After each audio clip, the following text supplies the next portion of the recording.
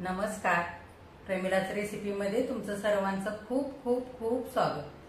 आज आपल्याला नाश्त्यासाठी मेंदू वडे सोबतच सांबर, ओल्या खोबऱ्याची चटणी तयार करायचे. तर आता हे सगळं तयार करण्यासाठी आपल्याला काय काय साहित्य लागणार आहे आणि कसं तयार करायचंय ते बघण्यासाठी आपण लगेचच किचनमध्ये जाऊया. त्याच्या आधी जे कोणी माझ्या रेसिपीज नव्याने बघत आहेत त्यांनी माझ्या चॅनेलला जरूर सबस्क्राईब पण करायचं आहे. तर आता वेळ न घालवता आपण आपल्या रेसिपीला लगेचच सुरुवात करूया.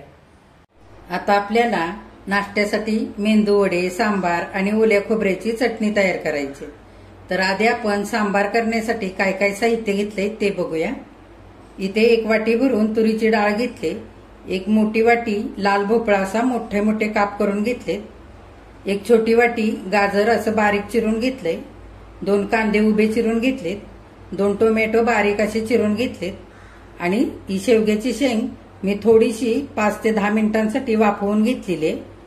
तर आता आपण पहिल्यांदा काय करायचंय ते बघूया.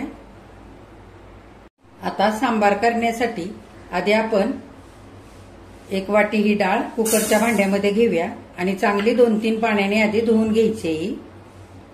हे बघा 2 ते 3 पाण्याने डाळ मी स्वच्छ धुवून घेतलेली आहे आणि पुरेसं पाणी घातलेलं आहे. साधारण 2 वाट्या, ज्या वाटीने डाळ घेतली आपण त्याच वाटीने 2 वाट्या पाणी घातलेलं आहे.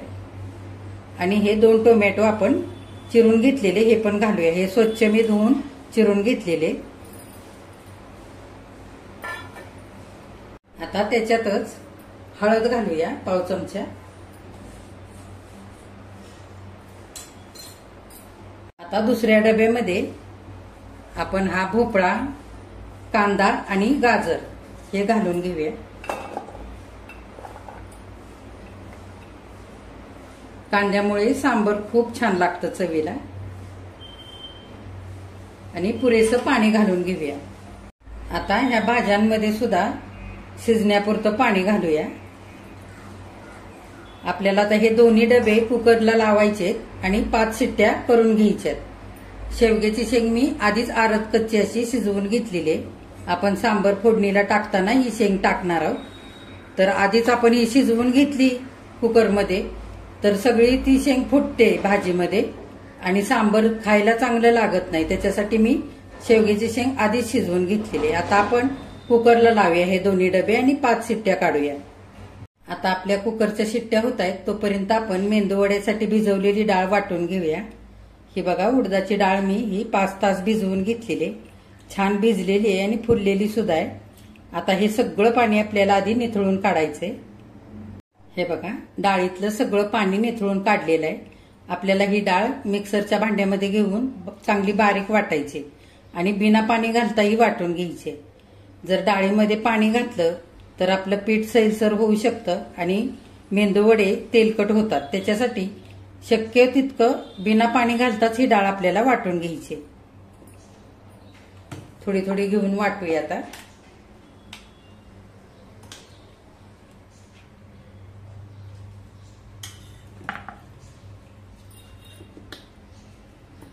हे बघा उडदाची डाळ अशी मी बारीक अगदी वाटून घेतलेली. जर ही डाळ वाटली जात नसेल तर एखादा चमच्याभरच पाणी घालायचं, त्याच्यापेक्षा जास्त नाही घालायचं. हे बघा एकदम अगदी बारीक वाटून घेतलेली. आता उरलेली बाकीची डाळ अशीच वाटून घेऊया. हे बघा सगळी आता उडदाची डाळ वाटून झालेली. मिक्सरच्या छोट्या भांड्यामध्ये मी थोडी थोडी डाळ घेऊन बिना पाणी घालता वाटून घेतली.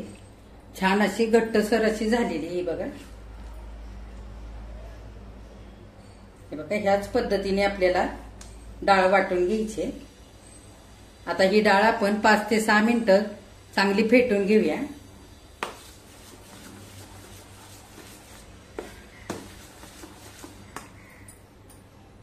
हे बघा 5 ते 6 मिनिटं चांगली मी डाळ फेटून घेतलेली. हे बघा आता आपण चवीनुसार थोडंसं मीठ घालूया.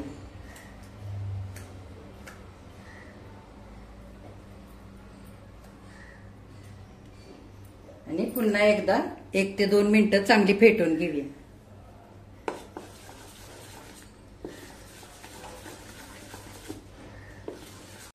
आता ही वाटून घेतलेली डाळ मीठ घालून चांगली फेटून घेतली मी. आता ही झाकून ठेवूया आणि सांबर करून घेऊया.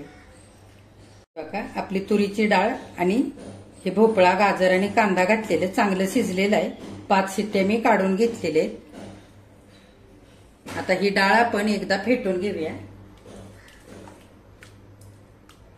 हे बघा तुरीची डाळ चांगली मी फेटून घेतलेली आणि भोपळा, गाजर आणि हे कांदा आपण शिजवून घेतलेलं हे आपण असंच ठेवणार आहे. सांबारमध्ये खूप छान लागतं हे असंच अख्खं.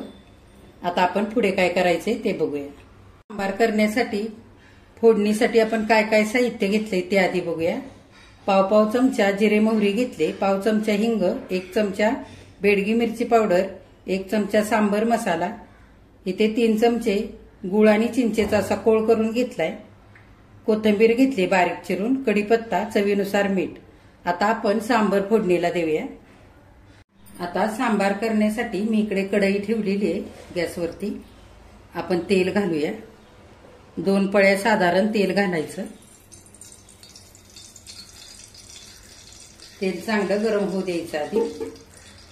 तेल चांगलं गरम झालेलं आहे. जिरे मोहरी घालूया. जिरे मोहरी चांगली फुलू द्यायची. जिरे मोहरी चांगली फुललेली आहे. आता आपण कढीपत्ता घालूया. आता बेडगी मिरची पावडर घालूया. त्याच्यातच सांबार मसाला पण घालूया. हिंग पण त्याच्यातच घालूया आणि चांगलं एकदा हा मसाला परतवून घ्यायचा आहे. आता गॅस बारीक ठेवायचा. आता थोडीशी कोथिंबीर घालूया. आता ही फेटून घेतलेली डाळ ही घालूया.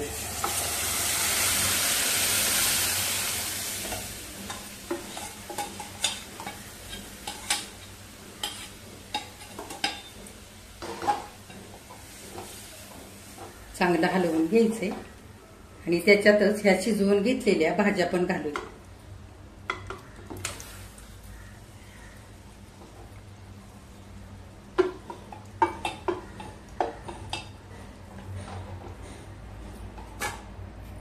शेवग्याची शेंग पण घालूया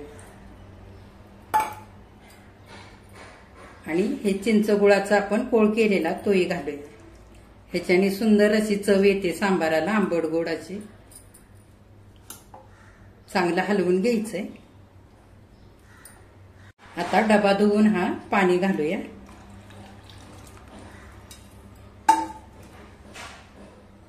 आता आणखी थोडंसं पाणी घालूया. तुमच्या अंदाजाने तुम्ही पाणी घालू शकता. तुम्हाला किती सांबर पातळ करायचंय, घट्ट ठेवायचंय त्या पद्धतीने. आता चवीनुसार मीठ घालूया.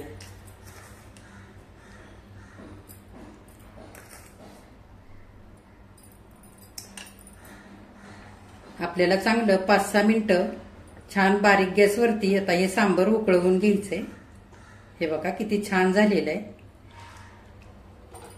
आता आपलं सांबर उकळतंय तोपर्यंत आपण ओल्या खोबऱ्याची चटणी करून घेऊया. ओल्या खोबऱ्याची चटणी करण्यासाठी काय काय साहित्य घेतलंय ते आधी बघूया. इथे मी ओलं खोबरं वाटी भरून हे खरवडून घेतलंय. 5-6 कमी तिखट मिरच्या घेतल्यात. 2 लसूण पाकळ्या, इंचभर आलं घेतलेलं आहे. 3 चमचे दही घेतलंय. 1 बेडगी मिरचीचे तुकडे घेतलेत. 1 चमचा साखर घेतली दळलेली. 3 चमचे डाळवं घेतलंय. पाव चमचा चण्याची डाळ, पाव चमचा उडदाची डाळ, पाव चमचा मोहरी घेतले आणि हिंग घेतलेला आहे आणि चवीनुसार मीठ. आता आपण चटणी करूया. आधी आपण मिक्सरच्या भांड्यामध्ये ओलं खोबरं घालूया.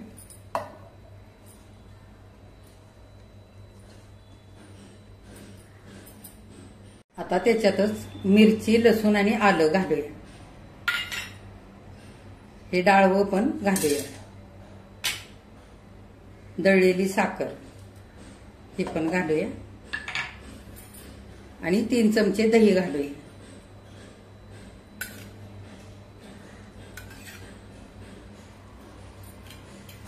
चवीनुसार मीठ घालूया.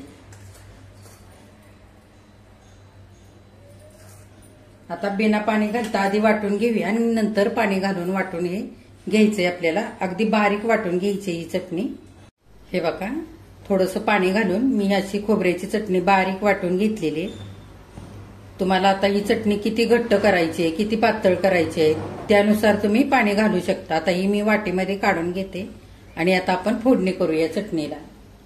आता हे बघा, सांबर पण आपलं चांगलं उकळलेलं आहे. आपल्याला सांबारावरती सुद्धा एक फोडणी घालायची आहे. त्याआधी आपण चटणीची फोडणी करूया आणि नंतर सांबाराची फोडणी करूया. आता आपल्याला खोबऱ्याच्या चटणीसाठी फोडणी करायची आहे. त्याच्यासाठी मी इकडे भांडं ठेवलेलं आहे फोडणीचं आणि त्याच्यामध्ये एक पळी तेल घातलेलं आहे. तेल चांगलं गरम झालेलं आहे. आपण मोहरी घालूया. मोहरी चांगली फुलू द्यायची आधी. मोहरी चांगली फुललेली आहे. आपण उडदाची डाळ आणि चण्याची डाळ घालूया.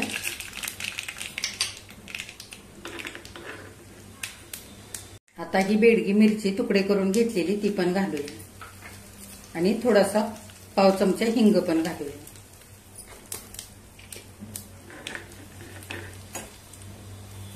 हे बघा, फोडणी छान खमंग झालेली आहे. सुगंध सुटलेला आहे मस्त. आता आपण ही फोडणी चटणीवरती घालू. हे बघा, फोडणी आता एकजीव करून घेतली. चटणी आपली तयार झालेली आहे. आता आपल्याला सांबारावरती एक छोटीशी फोडणी घालायची. त्याच्यासाठी मी तेच पॅन घेतलेलं आहे. 1 चमच्यावरून तेल घातले. तेल चांगलं गरम झालेलं आहे. पाव चमचा बडीशेप आणि पाव चमचा मेथी दाणे घेतलेत ते घालूया आणि पाव चमचा इकडे धने घेतलेत ते हातावरती चोळून घालूया.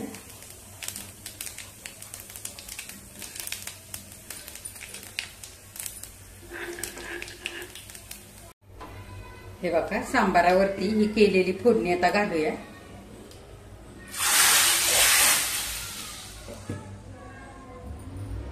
अशा पद्धतीने सांबार केलं तर खूप छान लागतं. आता 5 मिनिटांनी आपण चांगलं पळीने हलवून घेऊया. तोपर्यंत झाकून ठेवूया. आता आपण सांबार एकजीव करून घेऊया.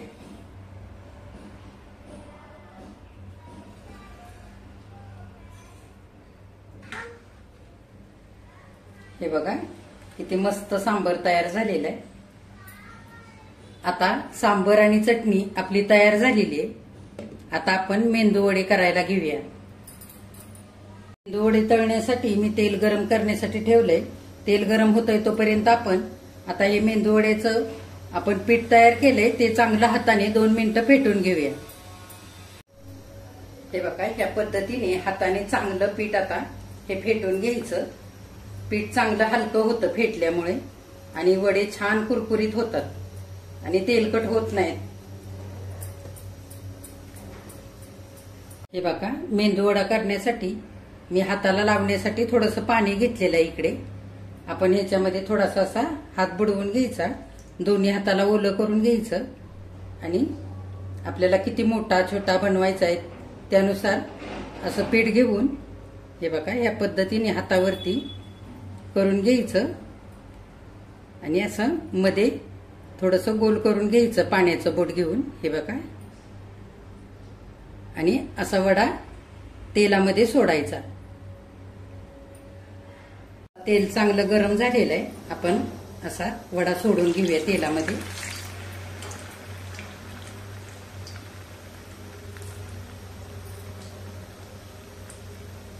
बघा, आता दोन्ही साईडनी छान मेंदूवडे तळलेले आहेत. आपण काढून घेऊया.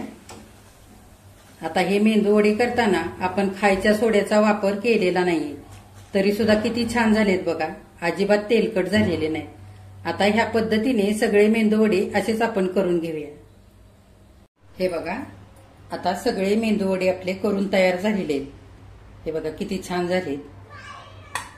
हे बघा, तुम्हाला दाखवते मी किती मस्त कुरकुरीत झालेत.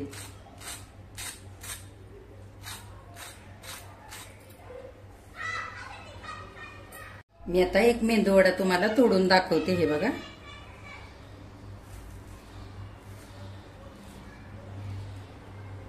हे बघा, वरून छान कुरकुरीत झालेत आणि आतमधून किती मस्त जाळी सुटलेली आहे बघा. एकदम छान झालेले. हे बघा, आता गरमागरम मस्त असे मेंदूवडे, इकडे सांबर आणि ओल्या खोबऱ्याची चटणी खाण्यासाठी तयार झालेलं आहे. किती मस्त मेंदूवडे झालेत बघा.